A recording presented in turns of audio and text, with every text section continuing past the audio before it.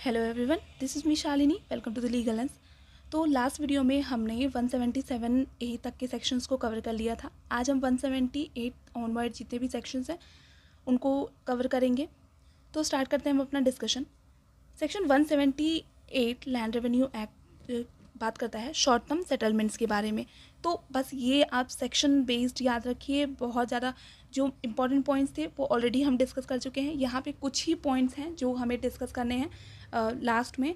तो ये कुछ ऐसे सेक्शंस हैं जहाँ से डायरेक्टली बस इंडेक्स बेस्ड क्वेश्चन ही आ सकता है, इसके अलावा कुछ भी नहीं आने वाला है। तो बस यहाँ पे इस चीज़ को ध्यान रखना है, शॉर्ट टर्म सेटलमेंट और कौन करता है। तो यहाँ पर अथॉरिटी में सिर्फ हमें कलेक्टर और सेटलमेंट ऑफिसर याद रखना है।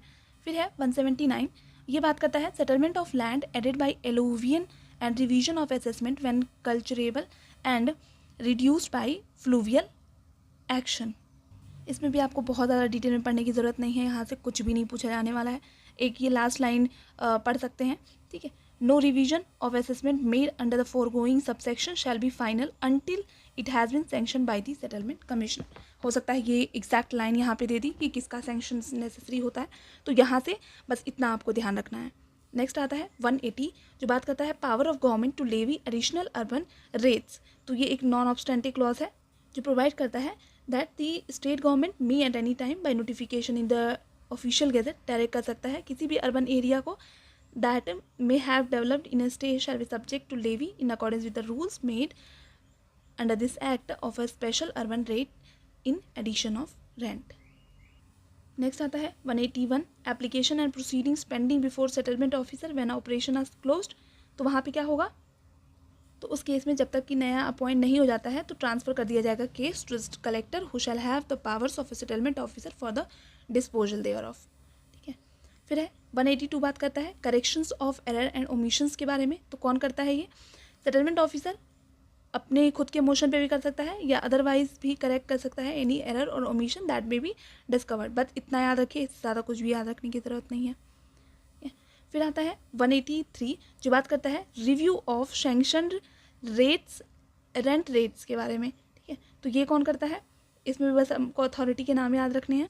तो यहाँ पे याद रखिएगा the state government may if satisfied before the closing of settlement operation by notification under subsection 2 of section 142 the rent my sanction under subsection 5 of 156 the state government need modification of account of the discovery of any error or omission। तो वो कर सकते हैं, ठीक है। And यहाँ पे second clause देता है the settlement officer shall thereupon proceed to frame his modified proposals prescribe manner and the provisions of 155 156 shall apply thereto. ये सेक्शन बहुत ज़्यादा इंपॉर्टेंट नहीं है, सिर्फ इंडेक्स पर्पज से याद रखिएगा। जितने भी हमने बात की कि जितने भी इंपॉर्टेंट सेक्शंस थे वो ऑलरेडी हम कवर कर चुके हैं, ठीक है। अब यहाँ पे इंडेक्स पर्पज से याद रखिएगा पार्टीशन। 184 बात करता है पार्टीशन के बारे में, ठीक है। 185 में है पार्टिबल स्टेट्स के बारे में। 186 persons entitle to swim partition, बस इतना याद रखिए। 184 partition, 185 partible states, 186 persons entitle to swim partition. Next है 187 एप्लीकेशन फॉर पार्टीशन। 188 बात करता है टू होम एप्लीकेशन लाइज। तो बस यहाँ पे आप अथॉरिटी का नाम याद रखिए, कलेक्टर को ये जाता है, ठीक है। अगला सेक्शन बात करता है 189 जो है वो बात करता है partition of an estate falling under several districts. तो जहाँ पे जो स्टेट है वो 2 या 2 से ज़्यादा डिस्ट्रिक्ट में सिचुएटेड है, तो वहाँ पे पार्टीशन किस तरीके से होगा, partition shall be made such districts are in the same division as the commissioner may direct और if such districts are in different division तो जैसा कि बोर्ड डायरेक्ट करती है। ये दोनों याद रखिएगा, ठीक है। फिर आता है 190 कंसोलिडेशन ऑफ क्लेम्स, बस इतना उसके अकॉर्डिंग याद रखिए इंडेक्स पर्पज से। 191 बात करता है power to stay partition of an estate. Next section 192 proclamation of application for partition, कौन करता है, the collector on receiving an application for the partition shall if it is in order and not open to objection on the face of it or is not refused or disallowed under section 191 issue a proclamation calling upon such of the recorded co-sharer in the state। 193 है objections raising question of title। तो ये कौन करता है, objection raise करेगा, को शेयरर, ठीक है। और यहाँ पे regarding the involving a question of proprietary title which has not been already determined by the court of competent jurisdiction। यहाँ पे कलेक्टर क्या क्या कर सकते हैं, डिक्लाइन कर सकते हैं। The grant of an application the question in dispute has been determined by the competent, अगर रिक्वायर है any party of the case to institute within 3 months a suit in ONO court for the determination of such question. And third है proceed to inquire summarily into the merits of such question. 194 given है, stay of partition pending decision of appeal. Next 195 attachment of state pending completion of partition. तो ये भी सिर्फ index purpose से याद रखिए, ऐसे इंडेक्स से भी नहीं याद रखेंगे तो चलेगा, ठीक है। आगे है 196 बात करता है मेथड ऑफ ट्रायल्स के बारे में। Trial, the collector shed direct the patwari, क्या क्या करने के लिए, तो ये सारे यहाँ पे दिए हैं, एक बार रीड कर लीजिएगा। To mark on the map of the state of some distinctive colour, to show thereon the actual soil classification, to prepare necessary abstracts of his khadar and the prepare of list of plots if any held by the khudkast, prepare a list of subholders if any, suggest method of valuation of the plots and to prepare the list of trees showing complete details as to ownership and value। next 197 उतना important नहीं है तो इसको skip कर सकते हैं। 198 है preliminary, ये भी कुछ खास important नहीं है, इसको भी skip किया जा सकता है। उसके बाद है 199 जो बात करता है पेनम by whom to be made, ठीक है। तो यहाँ पे है when the preliminary order for the partition has been made to the collector shall allow the parties to make partition themselves और appoint arbitrator for the purpose. 200 बात करता है partition by agreement. Next section पे आते हैं 200 बात करता है पार्टीशन बाय अग्रीमेंट, आर्बिट्रेशन। तो 200 partition by agreement and 201 partition by arbitration. यहाँ पे ध्यान रखिएगा इंडेक्स पर्पज से बस। आगे आते हैं 202 बात करता है court when to make partition itself, तो यहाँ पे कौन डिसाइड करता है, यहाँ पे जो कलेक्टर हैं वो डिसाइड करते हैं। 203 estimate and levy of partition cost, कौन करता है डिसाइड, कलेक्टर करते हैं, बस इतना ध्यान रखना है। आगे आते हैं, आगे है 204, ये बात करता है appointment of amines etcetera and issue of warrant.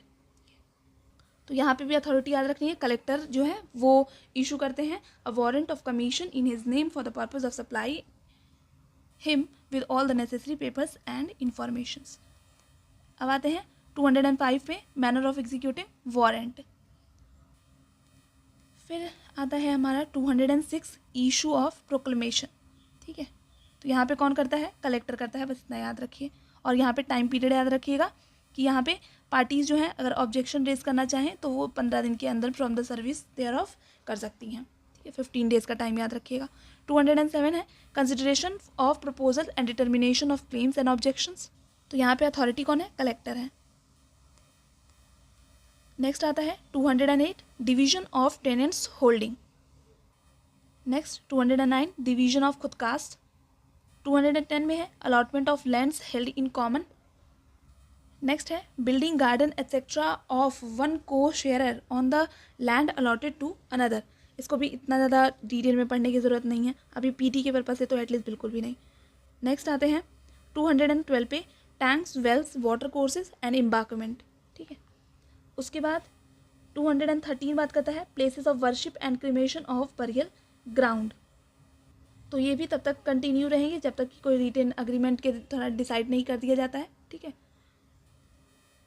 फिर है 214 बात करता है in compactness of a reason for disallowing partnership.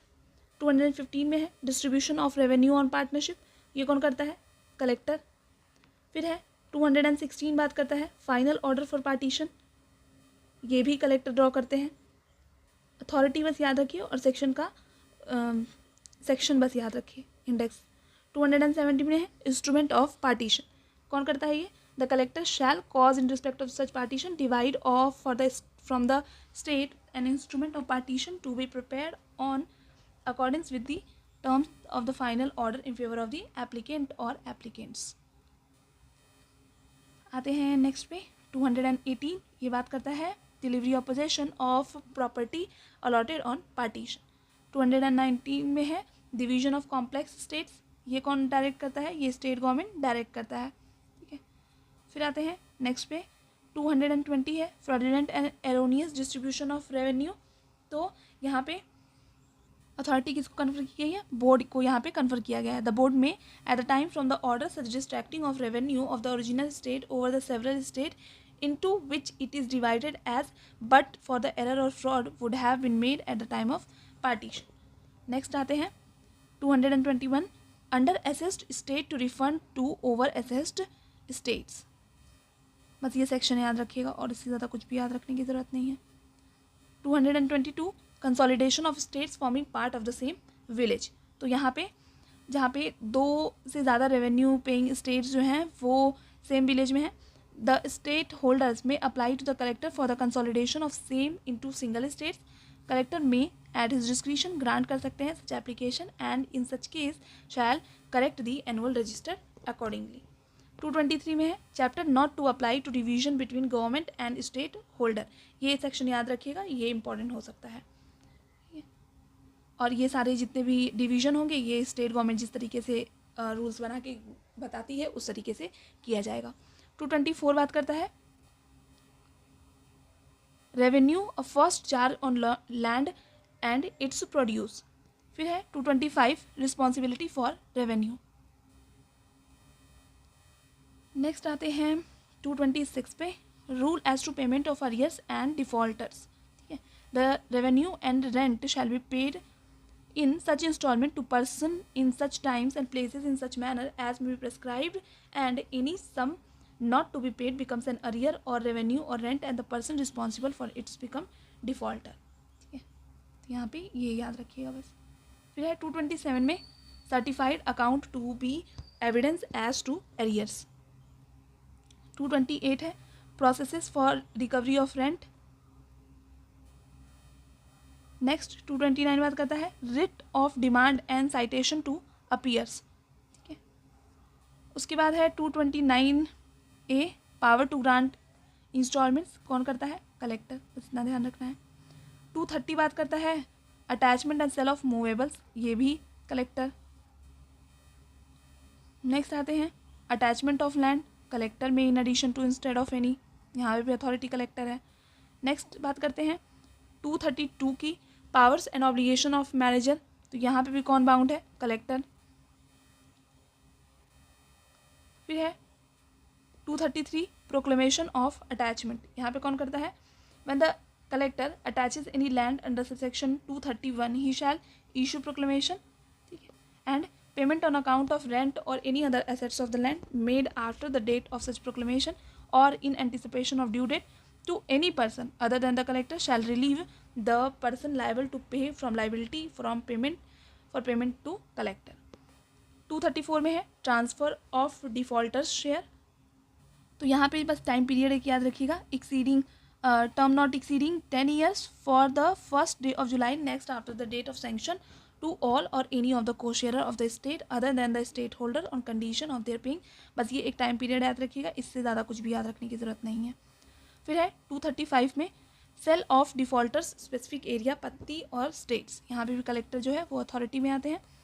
फिर है 236 land to be sold free of encumbrance, मतलब किसी भी तरीके का कोई इनकम्ब्रेंस उस इंकर्ड नहीं होना चाहिए, otherwise shall become voidable at the option of the purchaser at the auction cell.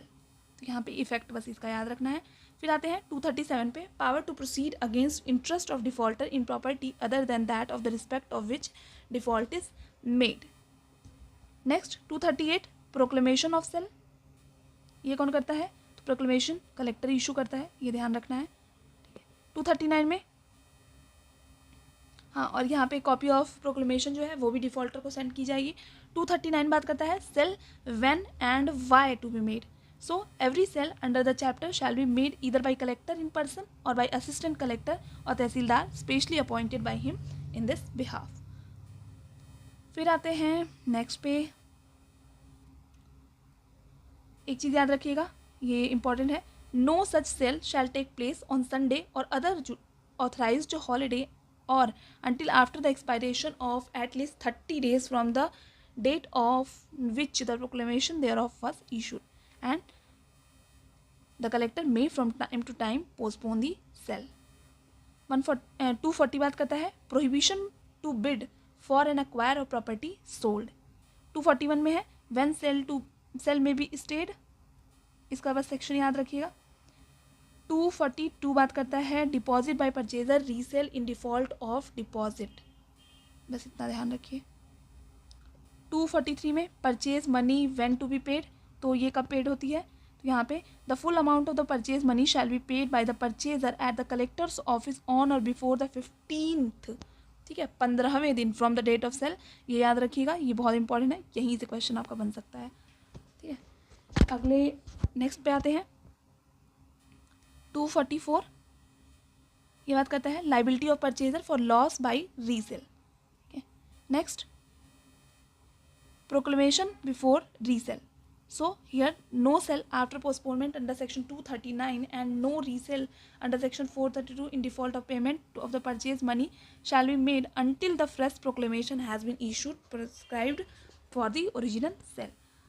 Next, for 246 application to set aside sell on deposit of arrears.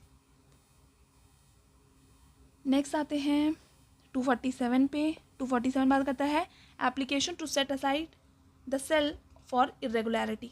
तो बस इतना याद रखिएगा कि ये किसके पास किया जाएगा, कलेक्टर के पास, और किसी भी टाइम पे किया जा सकता है।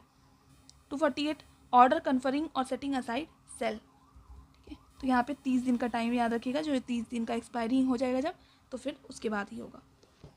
नेक्स्ट आते हैं 249 पे bar of claims found on irregularity of mistake.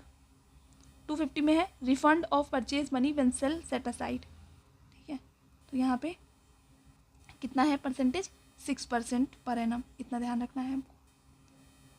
251 बात करता है purchase to be put in possession certificate of purchase, बस इसको इतना याद रखिए इंडेक्स पर्पज से, इससे ज़्यादा कुछ भी नहीं। फिर है 252 application of proceeds of sale. 253 बात करता है liability of purchaser for revenue rent. 254 है प्रीएम्पशन बाय को शेयरर, बस इंडेक्स पर्पज से याद रखिए, ठीक है। और यहाँ पे दिया है provided that the set demand of preemption may be made within 7 days of sale and provided that the claimant fulfils all the other conditions to the of this sale, बस इतना याद रखना है, ये 7 days क्लॉज जो है ये याद रखिएगा। नेक्स्ट आते हैं नेक्स्ट पे 256 बात करता है recovery of miscellaneous revenue and other money. फिर है 257 recovery of money from sureties, बस इसको यहीं से याद रखना है, इंडेक्स भी नहीं याद रखेंगे तो भी चलेगा, ठीक है। 257A application for recovery of monies refer to in section 256 and 257। 257B है payment under protest and further remedy. फिर आता है 258 रिकवरी ऑफ कॉस्ट एट्सेट्रा, ठीक है, तो ये किस तरीके से all rates cost charges fees fine penalties and other monies payable to the government this act shall be recoverable as arrears of revenue, इतना याद रखिएगा। 259 में है जुरिसडिक्शन ऑफ सिविल कोड को यहाँ पे एक्सक्लूड किया गया है।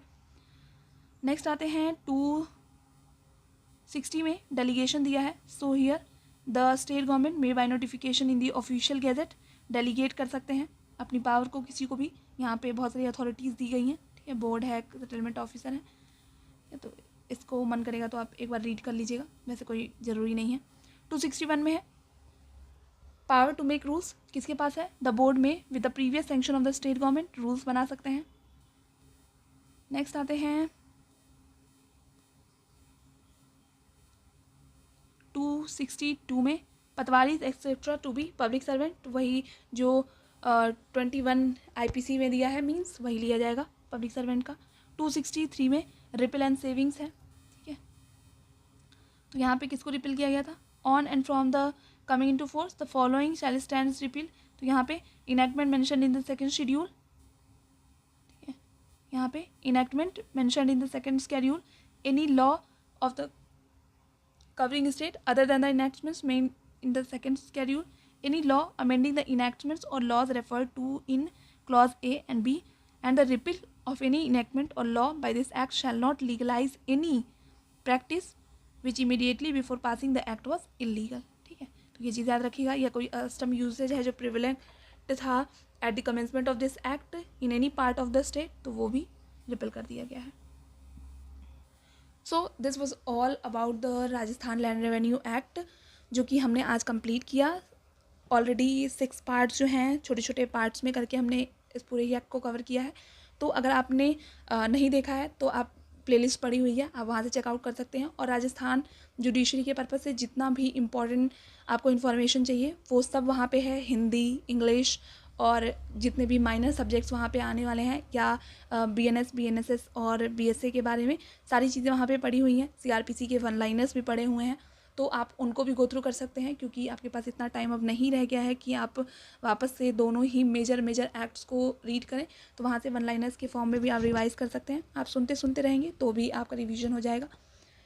तो आज का लेक्चर हम यहीं पे एंड करते हैं। नेक्स्ट हम इंग्लिश के वीडियोस अब अपलोड करेंगे, जो कि राजस्थान जुडिशियल सर्विसेज के लिए एंटोनिम, सिनोनिम और रूल्स जो दिए गए हैं उन सारी चीज़ों से रिलेटेड होगा। तो आप उनको भी चेकआउट करिएगा। It will be helpful for your upcoming examination.